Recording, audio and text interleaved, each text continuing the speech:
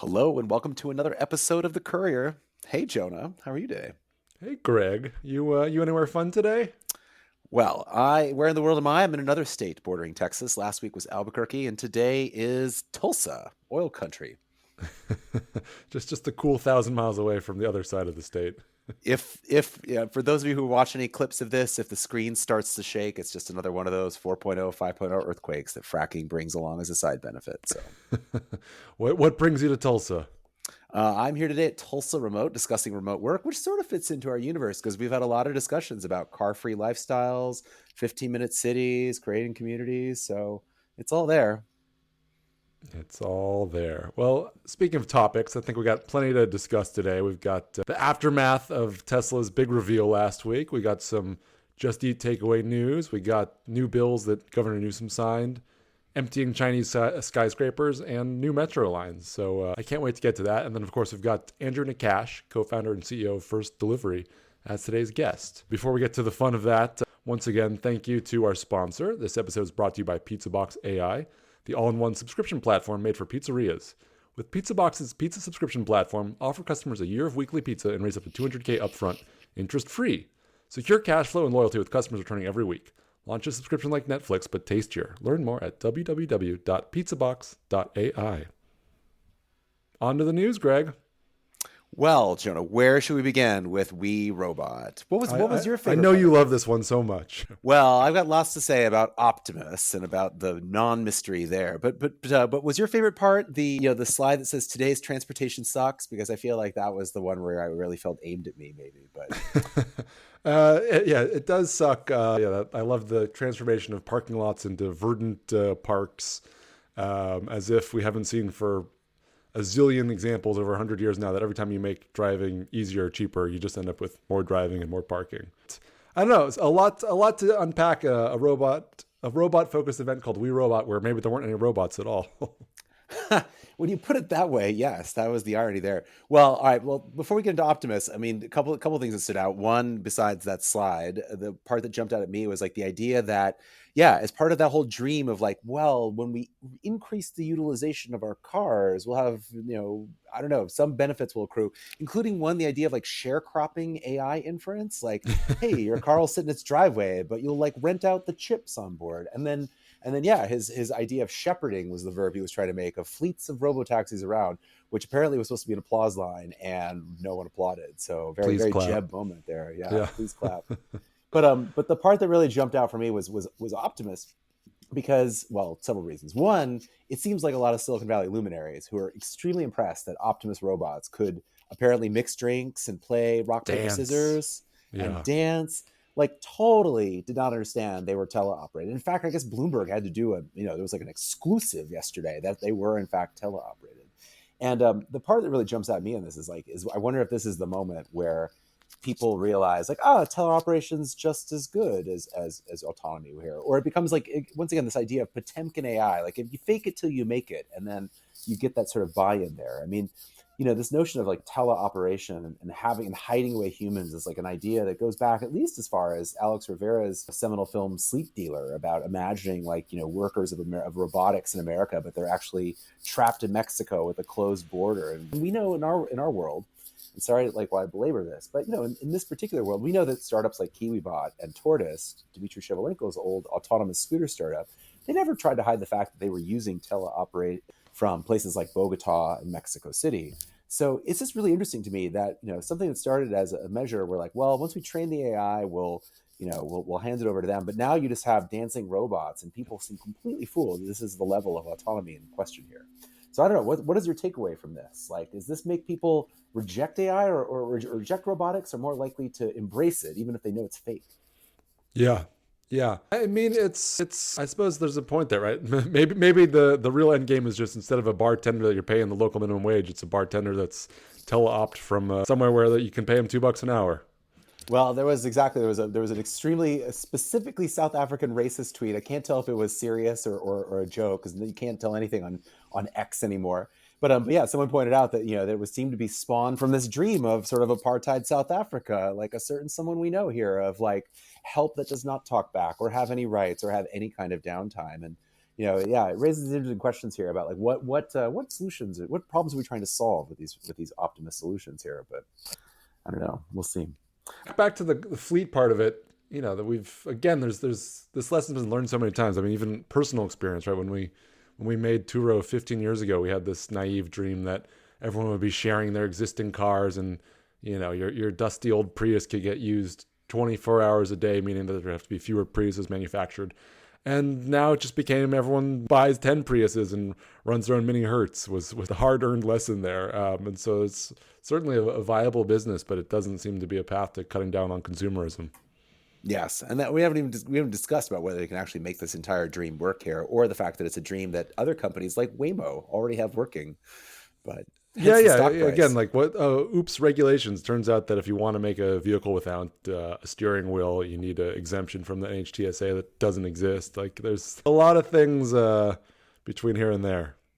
It's a story to watch, but it was amusing to me to see basically every current and former CEO of an autonomous vehicle company come out and basically point out with 15-point bulleted lists about why this, will either never work or what he's not bothering to discuss in the slides. But I guess watch this space.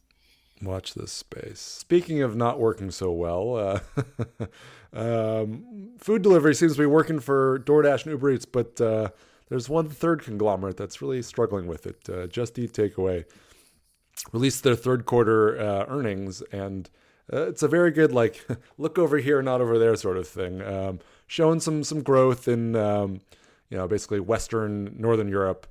But then they own this other company you might have heard of called Grubhub, and sounds vaguely familiar. Not growing. It's been quarter after quarter of not growing, and just keep throwing on like new promos with Amazon. Can't make it work. I don't know. What's the problem? I would say, what was the stated reason in the earnings here? It's funny. Grubhub is like what I associate exclusively with like Wall Street bankers working, 100-hour weeks kind of thing. It seemed like there was some early penetration there, but yeah, they've definitely, in terms of name recognition, a very distant third there. But yeah, do they have a plan for recovery? What is their game plan here besides? I think their plan is to just like hope you don't notice and eventually sell it to someone. Very much the plan for a lot of these operators. That's how quick commerce kind of ended there, right? With Getter and selling off all of its American operations. Yeah. Yeah, even their projections, like the guidance for the full year, they have guidance X North America, so they're just hoping that doesn't count. But no, I mean I think it's an interesting example, right? It's like of sometimes first mover advantage doesn't work out. Like Grubhub was really the premier player for a number of years, and then DoorDash and Uber Eats ate its lunch. Execution and adjacent markets here. It is interesting too. I'm unfamiliar with Just Eat compared to the others, but they do not seem to have had the same sort of drumbeat of announcements that DoorDash and the other platforms have in terms of extending into ghost kitchens, extending into other product categories. Like those others are truly becoming platforms, and like Grubhub just delivers meals from restaurants, it seems. Yeah, half the time when I look at the news page for Just Eat, it's just about like the latest share buyback they've done, which is always the pinnacle of innovation. Really buried the lead there, Jonah. I think we've gotten to the heart of our mystery, haven't we? But speaking of mysteries, why do these darn kids keep riding all these darn e-bikes on my lawn? What is Governor Newsom up to now? He's really having quite the legislative session here. But yes, which bill has he signed now, Jonah? Yes, this one I like because there's some tautology involved, right? What exactly is a kid and what exactly is an e-bike? But so very specific legislation. Cities in San Diego County can now pass their own legislation to ban e-bike use by riders under 12. So it seems like a specific solution for a specific problem. And I have, I've been there and I've seen like, oh yeah, there are a lot of kids whipping around on what basically look like electric motorcycles with little vestigial pedals to qualify them under our bicycle laws. So, it's as much as I love biking and want to make it accessible, I can understand why you wouldn't want someone that you can't even call a teenager yet on a Yeah, electric Harley. accelerate a vehicle to speeds that can really harm another person. I was skeptical of this, but if that explanation, I think that makes a lot of sense. And like it is sad that in terms of nomenclature about how effectively electric motorcycles get called e-bikes and then basically smear actual usage of probably the most amazing transportation vehicle that I've ever used, the actual e-bike kind of thing. But yeah, well, those poor kids in San Diego County, I'm dying to know whose very specific problem this was. Because speaking of kids, get off my lawn, this strikes me as a very SoCal kind of problem. Yeah. For all you rich homeowners in Solana Beach, we feel you. Well, for insanity and north of the border here, so I can bring you some news from Canada. Just yesterday, at least time of this taping, the Minister of Transportation for the province of Ontario, run by one Doug Ford, brother of one-time Toronto Mayor Rob Ford, best Rip. known for substances he liked to smoke. But Doug Ford and his people, like, their base are definitely suburban Toronto homeowners and car owners. And so they have suggested they're going to put together a plan that will basically prevent any municipality in the province of Ontario from proposing their own bike lanes without effectively Doug's permission first. Because that's how we roll in Canada. The provinces have all the power. So it's interesting because, there's lots of wailing and gnashing of teeth coming from, Toronto urbanists today about the notion of like, we're not allowed to build housing, and now we're not even allowed to build bike lanes to lessen the traffic from all this single family housing. So I talked to a friend who's in Infrastructure Canada, and they're very afraid that copycat legislation will start coming from some of the other provinces. Cough, Alberta, cough. So we will see. We'll see if the Canadians can lead the way in our bicycle crackdown and cracking down on this menace from 12-year-olds on bike lanes. Will someone free us from all these things that are imposing on our beautiful, beloved single passenger cars? Yes, we must keep them safe for our electorate, for sure, for our electeds. Well, all right, let's go across the ocean here, Jonah. This is a news item that you are interested in. Tell me how emptying Chinese skyscrapers relate back to the thesis of our podcast, or what catches your eye about this? Is there a thesis to this podcast? There was a fun Bloomberg headline, emptying Chinese skyscrapers trigger price war among developers. And yeah, if you look at even some of the kind of premier office districts in big Shanghai, Beijing sort of cities, new buildings, glamorous addresses, seeing 40% vacancy rates, which is, if you put up a new building, that's not enough to pay your loan generally. So I don't know, interesting for a couple of reasons, right? There's been this kind of larger cool down in the real estate sector in China that's so far sort of spared the office subcategory, but now the contagion's spreading, right? And so what does that mean for everything else that requires a robust downtown, transit use, local shopping, all that good stuff? And then to me, the bigger question is like, is this headed towards like a Japanese style, asset bubble pop where you never recover? I don't know. You're smarter than me, Greg. What do you think? I don't know, man. Well, I mean, the macro question here. So the person I consult on all this is the economist Michael Pettis, who has sort of, been sounding the alarm for at least 15 years. I met him once in Beijing a decade or so ago, and yeah, he pointed out that that basically the Chinese Communist Party and the leadership's ongoing addiction to exports and keeping people employed means that like they never really got around to building a real consumer economy, and rather than really bite the bullet on that, they just kicked the can down the road. And, that infected all these infrastructure sectors. And perhaps this is the chickens coming home to roost now in the commercial real estate sector, just like it's coming home to roost in ours and various problems. So yeah, where that ends up, I mean, the outcomes of this range from they kick the can down the road some more to, I don't know, the overthrow of the Chinese Communist Party. I suppose you could take it that far, but I do think it'll be interesting to see. I haven't been to China since the pandemic and don't imagine visiting anytime soon, to be honest. But I would like to see, given the, robotaxis are rolling out in scale in Wuhan right now, where some of the skyscrapers in the story are cited. It'll be interesting. Like, how does this affect their ongoing patterns of delivery and mobility and traffic and that sort of thing versus what we've seen here, which is, of course, the rise of, decline of rush hour peak congestion. And now we have this sort of 3 p.m. treats hour and stuff like this. I wonder what will happen. This strikes me as less as a remote work changes in behavior to we built too much real estate with nominal values and what kind of happens here. But yeah, Yes. we could have a whole different type of fiscal crisis that we've just not been paying attention to. So Yeah. we'll see if this election truly does end up like being like 2008 or something like this, where there's a financial crisis in the October Ooh. surprise. Don't get us excited, Greg. But Yeah. I do like that's a good question. Do Don't they also threaten have you the with a 3 good time. p.m. snack rush in China? Yeah, have dirty sodas made it to Wuhan yet? You say that as a quick aside here. I didn't finish reading the piece, but Bloomberg did a whole piece actually on how Starbucks has been colonized by children and teenagers with very large sugary drinks. It is very interesting about like how, the massive caffeination and sugarification of this goes hand in hand with mobility and delivery. But we'll see. I mean, that's boba tea. Just as a note there, my 12-year-old who's getting interested in stock investment really wants to invest in a boba tea company. And I had to break it to him that they're all on the Taipei exchange. So still trying to figure out that play there. If anybody knows how I can short some boba tea companies, let me know. There's got to be like a play Robinhood for children where they can pretend that they're buying shares, but it's just, moving.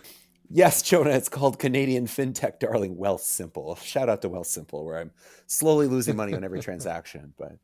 But we drifted far afield. Let's leave China behind and let's go around the world here. Let's spin the clock over to Italy. Spin the So globe. what caught your eye there? Yeah. Yeah. Another one where it's good news for them, sad news context-wise for us. So Milan just opened a big extension of Line 4 on their metro, costing a cool 2.3 billion euros, which was over budget from 1.7 billion. But that also includes all the rolling stock. And you might think, oh, over budget, oh no. But then when you kind of break it down on a conversion basis, they paid about $268 million per mile of track, which by my rough math is 10% of what we'd pay in the United States, especially in New York, for a new metro line. And Lord knows there's plenty of, ancient geographic, historical things you're going to discover while drilling in Milan. So it's not like they're just, it's so easy to do it over there. No, absolutely. It's for Rome to State build capacity a metro gets line the because good, right? Yeah, I mean, well, there you go. I mean, this story we can just tell over and over and over, right? Whether it's French high-speed rail, Spanish high-speed rail. I don't know. It's our own form of cost disease, right? I love the phrase post-developed. America is a post-developed nation. Like we're not developing anymore, and we have obviously no longer a developed nation. But like just the costing care. But I'm glad. I mean, the Italians can do it. It really says everything, Jonah. How did you not lead with an Italian joke here? I mean, the most Because there's dysfunctional nothing member funny of the about G7. this. Yeah, it's true. It's just awesome. You're right. Good and even just like operationally, right? Like, they have trains are going to come every 90 seconds because they're driverless. So again, you think of, Europe, labor unions, but no, like they've again solved this problem that we just can't crack. So if anyone out there is in learning lessons mode, please, why can't we have some of this? Purpose of a system is what it does, man. And the purpose of our system is to simply not build trains, evidently. So.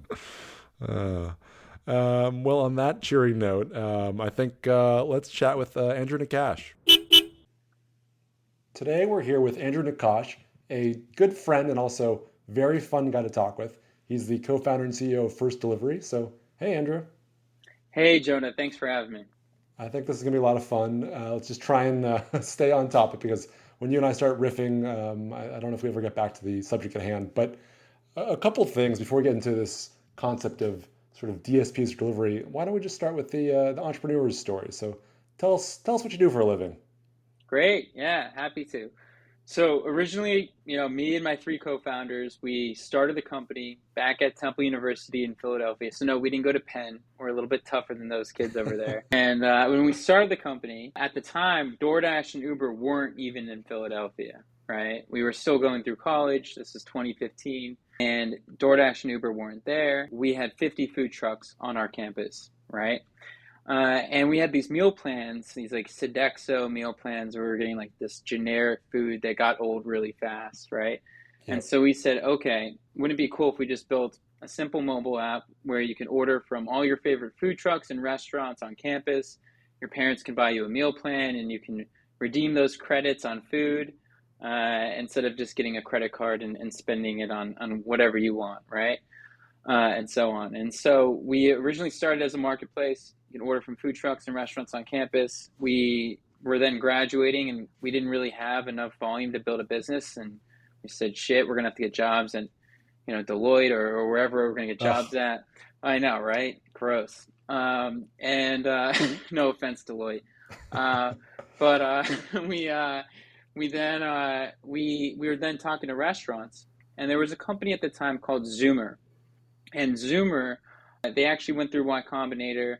Were based out of Philadelphia, and what they did is they were delivering orders that were generated on Grubhub, Eat24, Eat Street, wherever restaurants would get orders from, and then they would do the logistics, right?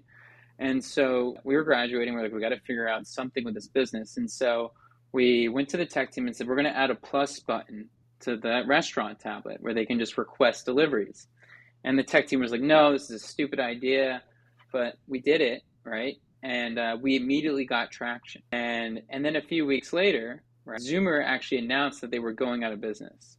And so when they announced they were going out of business, it was just the perfect opportunity for us to go into West Philadelphia, Penn and Drexel, and work with those Zoomer restaurants, right? So yeah, we were like the Pegasus that raised from Zoomer's ashes in Philly. So that business didn't work. Let's try it ourselves. Let's try it, yeah. So we did that, right? And then we were doing delivery as a service. So restaurants would get orders from Grubhub, 24 at the time, and we would do all the deliveries. We then, applied to YC, didn't get in, right? Kept on growing the company. We got to 10,000 orders per month, and then at that time, we applied to YC again, and we got in, right? So we were doing 10,000 deliveries a month. We had our own fleet of drivers and everything. Went through YC. We then grew the company to 50,000 deliveries a month. And this was in 2020. How many couriers did it take to do 50K a month? 500 couriers. Wow. At our peak, yeah. So we had 500 couriers, 50,000 deliveries. We did millions of deliveries overall, right? And we built out our own software from day one. So we would use our own software to give the merchants or the restaurants a restaurant app, give the drivers a driver app, had a dispatch app for us to manage everything. And so we did that. And then once we got to that peak in 2020, it became too hard to scale that business, right? It was just too many people. And the only way we were really going to be able to scale it is if we were willing to lose money per delivery. And that was something that we were just not willing to do. And at the same time, DoorDash, Uber, Relay, Deliver that, all these different fleets started opening up their delivery APIs. And we said, wow, we already have a pretty solid platform here. If we re-architect a few things, we can make it so that a restaurant can send any order to any fleet, right? So we made that pivot. We rebranded as First Delivery. We focused on really getting ordering services in the long tail. So yeah, there's Uber, DoorDash, and Grubhub, but then there's a bunch of these other ordering services. Regional players or really just like people, when you order from your favorite restaurant's website, that restaurant didn't build that website. They're either using something like Chow Now or Beyond Menu or whatever they're using. And so we started powering delivery for those online ordering players, right? So we did that. We're now doing far more deliveries than we were doing before, and we're not doing any of the deliveries. Instead, we're just having the fleets do the fulfillment, and we're just acting as really a middle layer. Cut out the messy, hard human part. Exactly. So much better business. We're 6 employees instead of 30 employees, and it's all software. I think it's impressive that all that was born out of the Temple University food trucks, because I recall visiting once and not feeling particularly inspired by 29 cheesesteak trucks and 1 Korean rice bowl. There's a crepe truck, there's some good, there's a lot of good trucks. Yeah. But yeah, you never know. I mean, honestly, with the 3 other co-founders and I, we were just determined to build this business, and we just learned so much about the space over time that we just had to change as the market evolved. And this is one of those markets that has just continued to evolve year after year. And so what's your pitch to merchants or restaurateurs today? So yeah, the large majority, 90% of our restaurants are actually our customers, right? So we don't work with too many restaurants directly, but when we do, what we do is we say, hey, we're going to aggregate all of your sales channels wherever you get orders from, right? And we're going to enable you to send those deliveries to the best available provider. And when you do that, restaurants get their customer data, and they get more control over the delivery experience, and so on. So in that sense, you're generally selling to the ordering platforms, let's say, that, as you said, the Chow Nows of the world. That's who our main customers are. And we really just support them with giving them access to more fleets, giving them custom delivery strategies, really helping them like run their delivery business that they need to be in. As an online ordering company, you can't not offer delivery, right? But to build all that software and infrastructure in-house, it requires teams, right? Versus, we build it once and then we just replicate it for each customer that uses us. What has that been like, running this company that's evolved so much? How have you, stayed sane, managed to kind of grow and then cut and then grow again? And I'm also curious, what's it like talking to investors, trying to raise money for this? Like, give us a peek behind the window. Yeah, sanity. That's funny. That's Yeah, I rich. guess that's a bad assumption on my Yeah, part. you're assuming I'm sane. Oh, I think it's one of those things where I had something like really bad happen to me in my personal life, and when you have something really bad happen to you, it kind of puts everything else in perspective, right? So if the business isn't doing well or going through a trough, right, you just have to constantly just reset yourself and say like, look, like, while I put my heart and soul into this, right? you know, I'm not going to die, right? I'm still a healthy person with my whole life ahead of me. And whatever happens in business, you just really have to put in perspective because, you'll have other stuff that happens to you that's much worse. And then you think about, okay, look at all the other people in the world that, don't know where they're going to get their next meal, right? Life can always be worse. Life could certainly be worse than running a Yeah. food startup. Right. That's good perspective. And then And in then in terms terms of, of the investor stuff, yeah. Well, so for us, it was interesting. We raised money initially from some angel investors in Philadelphia, right? And that kind of got us off the ground. And then YC gave us a good boost.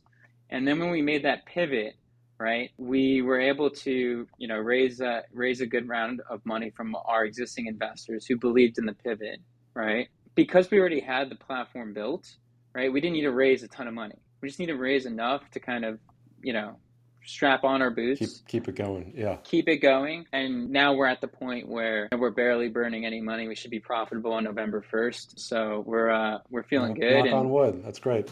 yeah, and I think that you never want to be in a position where you need investors, right? And I think having that mindset and making sure everyone in the company has that mindset is important because it's just not a healthy relationship or dependency you want in your business, in my opinion. I mean, it's great, raising money is a good thing, but I don't look at it as a milestone, if that makes sense, right? Like your milestone is to get to that next level of revenue or get that next customer count up and whatever it is. Those are milestones. Raising money is just a means to help reach those milestones, but Yeah. there's also sweat equity and hard work and determination that are other inputs that I think make a bigger impact, frankly.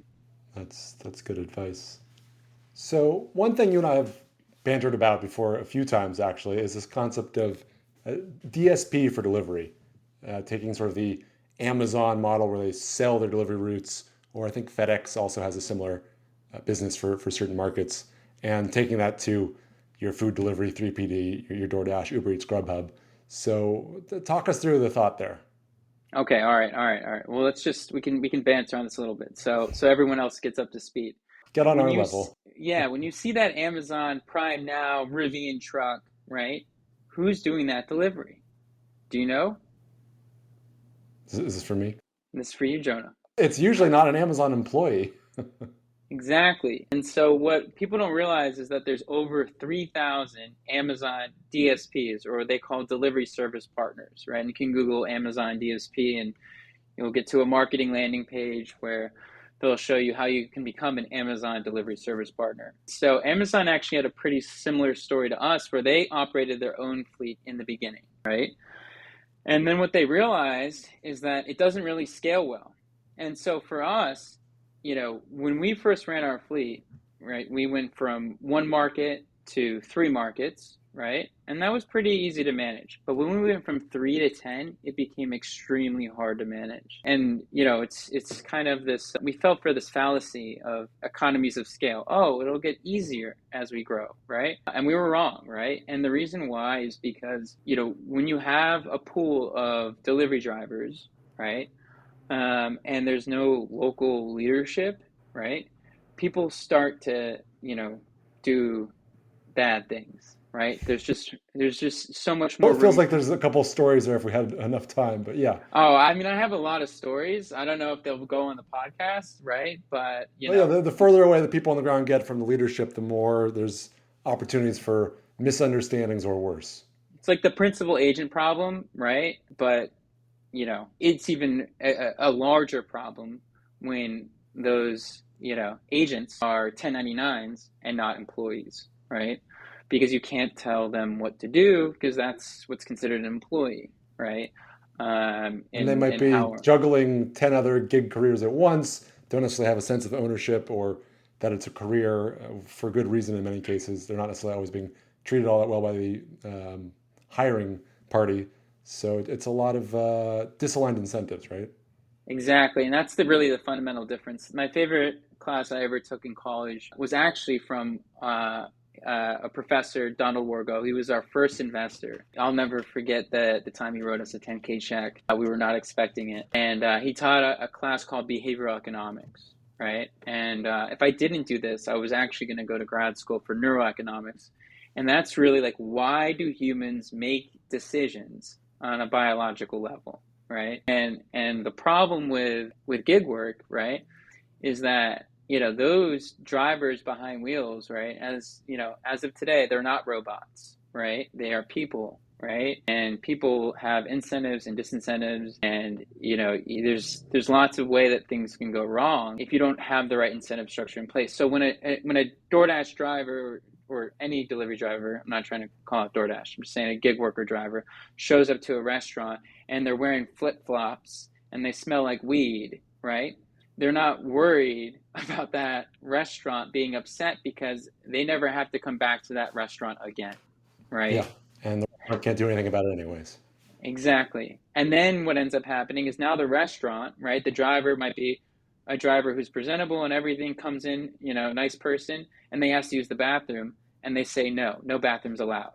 And so it creates this very tough, abrasive relationship between delivery drivers and restaurants because they're not on the same team, right? Yeah. And so I think that's why, if you look at, there's a lot of recent news on this about fraud. I mean, there's consumer fraud, there's driver fraud, there's all this fraud in the system because there's just misalignment of these little behavioral things that just happen when you run a business like that. Right. And so many layers of abstraction where before you can even figure out something's gone wrong, there's too many parts have changed. You can never kind of piece it back together. Right. We've been talking about this concept on and off for a while now, and then it's almost like DoorDash is reading our emails or something because they just went out and did it. Gosh darn it. They're calling it slightly different. It's the Local Commerce Service Partner Program, LCSPP. Maybe not quite as memorable a name, but have you been following this? It's interesting, right? They basically went out and they're piloting it at the very least. Right. I think that like DoorDash is also evolving, right? They're starting to, they're, your dash to more, right? I don't know if you saw that crazy DoorDash commercial, with the promo code, Super Bowl, yeah. right? It was probably like the best Super Bowl. I mean, I'm biased, but I thought it was like the best Super Bowl commercial I've ever seen. Did it And involve the Eagles somehow? no, it did not. Eagles were in the previous Super Bowl, and we're not going to talk about the Eagles until the playoffs. All right, I'm a diehard Eagles fan, and I don't, Nick Sirianni. Let's wait till the season happens out. All right, we don't need to fire Nick at week 4. All right, but I digress. Anyways, where I was getting at with that is that DoorDash is starting to deliver a lot of other stuff, right? Yeah. And so when you're starting to deliver like 60-inch TVs and so on, right? It matters more and more that you have accountability, right? And it's one of those things where, if a DoorDash driver steals, a MacBook Pro or something, that's a huge loss, It right? costs a little more than a Big Mac. Right. And DoorDash doesn't want to lose Best Buy as a customer, right? So they'll probably refund them, right, for that MacBook. or whatever it is, right? So I think that what you're starting to see, and so how Amazon does it, which is really, really, you know, well done, is if I run a fleet in Seattle, an Amazon DSP, I can't even run a fleet in Portland, only 3 hours away, right? And they do that because it helps actually create a team mindset, right? You know, where, hey, like I'm going to be accountable because guess what? Like I'm going to see my boss every week, right? And so I think that my hunch is that as DoorDash is expanding to other verticals and as they're scaling more and more, right? They know that logistics is their way to differentiate, and they have enough volume where they can make sure that these local commerce service partners, right, can always stay busy, right? How I think it's going to work out is that if they decide to move the program forward, you know, over the next few years, you're going to have like a, you know, essentially the primary fleet in each market will probably be a local commerce service partner, right? And then there'll always be 1099 drivers for people who want more flexibility. You know, they don't want it to be their full-time job. They do it on the side and Yeah. so on to act as that overflow. Yeah. And so just getting into the details a little bit here for people listening, the pilot program live in two markets, Austin, Texas, and Fresno, California. DoorDash has said that they're also looking at other California markets to start. And one thing that I found really interesting is that, you know, throughout its history, DoorDash workers, to your point, have been W-2 gig workers. But for this program, everyone's an employee. Everyone's I got that backwards. Yeah, Yeah, this is the first time using W-2 employees, people that actually work for the local commerce service partner provider. And so you have that closer control and alignment. And I would say, putting on my policy hat here, what I also like about this is down the line, I can imagine this makes it easier for cities to have dialogue with the delivery partners in the sense of, hey, we want you using this loading zone, not that one. Vehicles need to be this level of, you know, sustainability, or you can't idle here. So I think it would hopefully, fingers crossed, make for a more efficient system overall. for sure, right? And you know, I think it'll create a better customer experience, it'll create a better driver experience. You know, I think it's a really smart move. You know, I think I hope it is successful, and I think it'll be better. Ultimately, at the end of the day, like there's five stakeholders every time you order delivery, right? There's you, the diner, who's ordering delivery, right?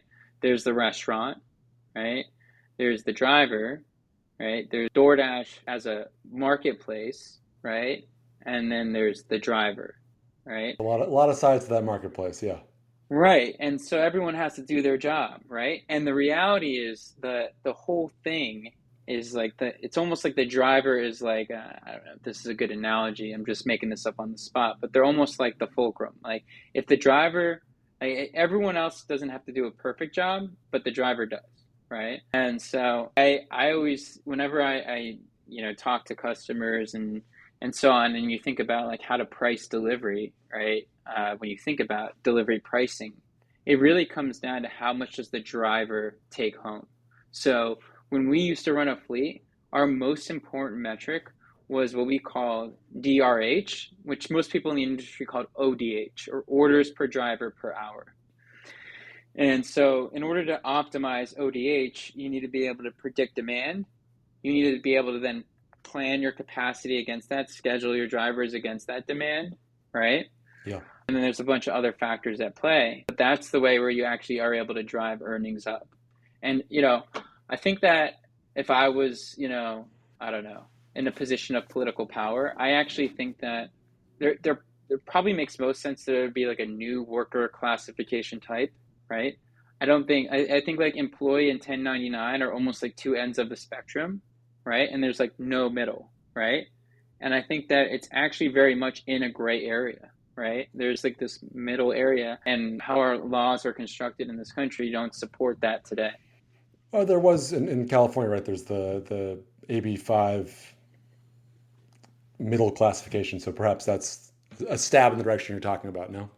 Right, yeah. Again, you know, it's more so like how like there's like the ABC test for like 1099 Yeah. contractors, right? And I just think like how you kind of classify each of them, there needs to be a little bit more wiggle, right? So that, you know, drivers can earn well and companies can still have flexibility. So it's really a balance, and that's really the big question is like how much should government be involved, or does government need to be involved, right? I'm not a lawyer or a politician, so I don't have like a really strong stance or understand how these systems work. But I don't know. I always thought that that a lot of companies are constantly sued for like 1099 misclassification, Yeah. right? And you know, ultimately, I'm a free market guy, and I think that, like, look, if the job's not a good job, then, let the market forces be at play. But there needs to be so what I'm asking is like a little, what I would ask, whoever the future president is. I'm not going to tell you who I'm voting for, but I would really say like, hey, like, look, like we should figure out a way where we don't have to have too much regulation, right? But not enough either. Like there's somewhere in the middle, right? Because right now there's all kinds of issues that are happening with how it's set up today. People are like renting out their driver profiles. Like there's all kinds of issues that are happening with how the Yeah. system is structured today. So it needs to be regulated in some way, but I don't think it needs to go to like the full extent where everyone needs to be an employee, because the demand cycles of food delivery just do not work for an employee model. 70% of the orders happen in 3 hours every day. Percent, right? In 3 hours. But you can't have a driver work an 8-hour shift, right? Well, I mean, If just to push back there for a second, there's Yeah, all sorts of jobs where you're not working an 8 hour 9 to 5, right? I mean, even a classic fast food restaurant, there's all sorts of part-time swing shifts. And oftentimes they have their own shenanigans involved where you're scheduling people under 32 hours so they don't classify as a full-time employee. But it's not like there's no way to have someone be an employee and they have to work, weird hours. I don't know all the nuances, all right? I don't know what I don't know, but Yeah. I just think that there needs to be a little bit of wiggle, and they need to figure. I don't know who. I think it's a combination of probably these larger gig worker companies and the government just having a good dialogue, frankly, which I don't know if they're having that just yet. I do think one other thing that I've always wondered about, right, getting back to this initial sort of Yeah, problem we're trying to solve about when you have all these layers of abstraction, when the workers are so far from HQ, it's harder to keep your eye on things, hence the DSP model. Another approach that seems to work sometimes, if we were to look at package delivery, the UPS versus FedEx, is UPS is unionized and the employees all own shares in the company. And if you look in recent years, they've had better profitability and better delivery rates than FedEx. And FedEx also, for their ground contracts, has a similar kind of DSP thing. So it's possible there could be some sort of model where by giving the workers more stake in the outcome and making them feel like their voices are heard and they can direct the company a little bit, maybe that also works. And we've started to see yeah. that happen in the TNC space, right? There's more worker oriented TNCs. So I'll be curious if something like that happens in the delivery space too. For sure. Yeah, I think like the co-op model, some people have tried to do this, right, as well. So yeah, I mean, I think it's definitely possible. And I just saw another company called Village Labs that's, helping companies become more employee owned. So it is interesting. I mean, I think over time, at the end of the day, equity in a business is a good motivator, right? DoorDash can't give every driver equity, right? But if they have a locally operated fleet where they get some kind of dividend based off Yeah. of their local operator's performance, that could make a lot of sense, right? Now, like when they think about like, oh, the customer is not answering, you know, maybe they'll wait an extra minute or whatever it is, right? To make sure that customer gets their food and there's Yeah. not a refund, right? Yeah. But those kind of things aren't coming into, they have to look out for themselves today. They're not on a team, right? And I really think that delivery can be a team sport. And I think that's what DoorDash is trying to do. I like that. Delivery can be a team sport. So, final question for you, Andrew. Again, putting on the entrepreneur's hat, what's something you've learned or a kind of hard fought lesson that you'd share with anyone else starting a mobility or delivery focused And startup? so I mentioned Zoomer earlier, right? The CEO told me, hey, just stay out of delivery, That's the lesson. Stay out of delivery. Yeah, stay out of delivery. No. On a serious note, I think for anyone who wants to get into any kind of entrepreneurial tech company or anything, just really be a little thoughtful before you jump right in, right? On what you want to do and what problem you want to solve and what's going to motivate you for 10 plus years, right? Because I think that if you're going to make a company successful, it's usually a very long journey, right? And I think a lot of people today are just getting into AI, are a lot of the same people that were getting into Web3, right? It's hot, Yeah. right? And I think that if you're going to start a business, you need to have purpose, right? In what you do. And it's not just a business. And you should really try to find a mission that, that you feel 100% bought in on, not 80% bought in on. Yeah. I like that. So you got to be all in. You got to be all in. And it can't just be because the space is hot, right? Food delivery goes hot and then cold and then hot and then cold all throughout the years. And that makes for a terrible meal. Andrew, thank you so much for your time. Thank you. Appreciate it, Jonah.